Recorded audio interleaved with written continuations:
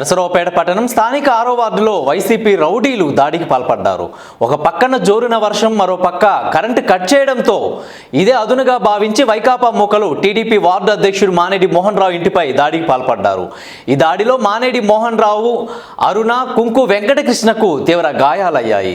ఇక పెట్రోల్ బాంబులు, రాళ్లు, కర్రలు, రాడ్లతో వైసీపీ నేతలు దాడికి పాల్పడి ఇంట్లోకి చొరబడి ఫర్నిచర్ మొత్తం ధ్వంసం చేశారు.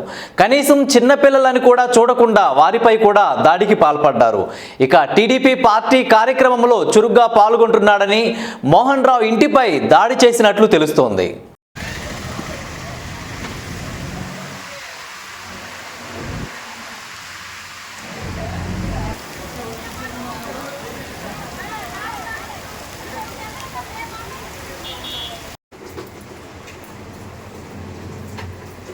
లోపల చూడండి.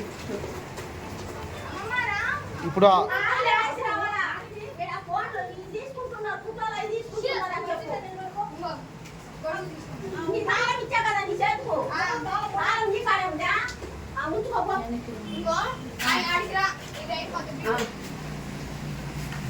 తెలీదయ్యా.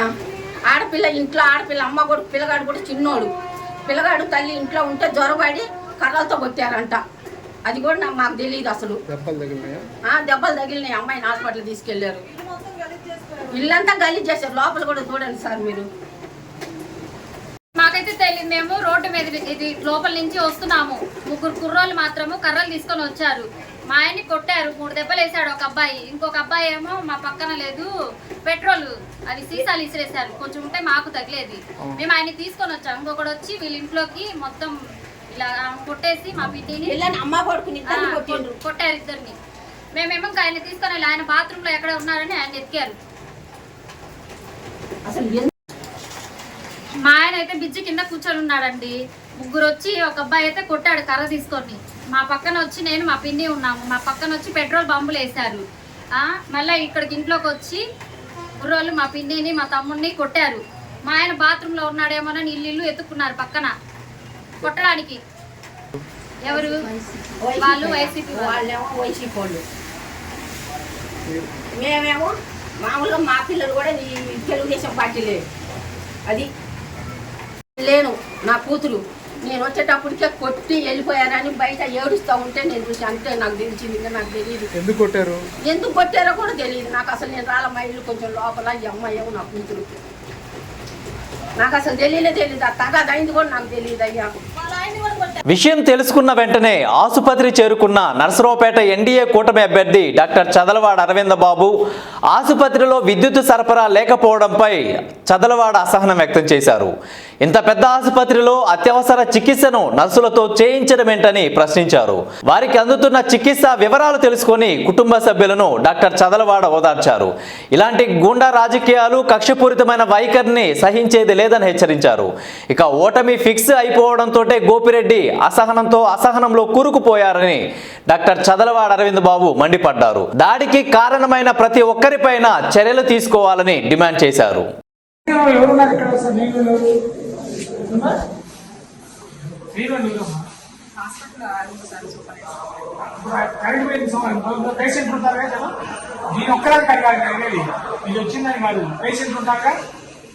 ముసలి ఉంటారు, ముట్టుకోళ్ళు ఉంటారు, డబ్బులు ఉంటారు, అన్నీ ఉంటారు. ఏం పడుచుకోకుండా ఎవరికి వాళ్ళు ఊరిలో లైట్ వేసారు, ఇంజక్షన్ వేసేది.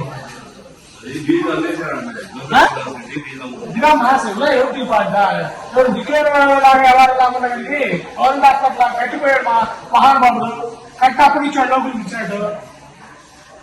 జీతాలు భయానికి పడుతున్నాయా, ఇంకోటి చేస్తా, ఇంకోటి ఇదే పని.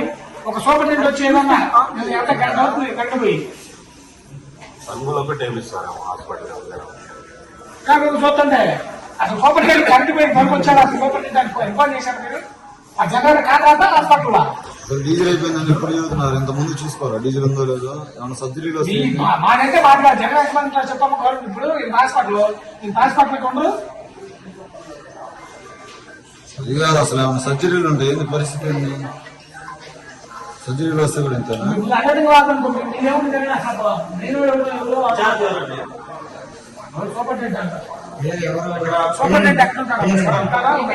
శేషరెడ్డి ఆయనే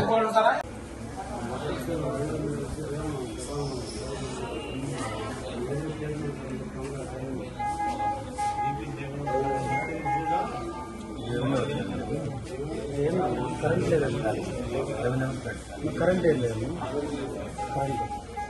డీజిల్ డీజిల్ లేదంట.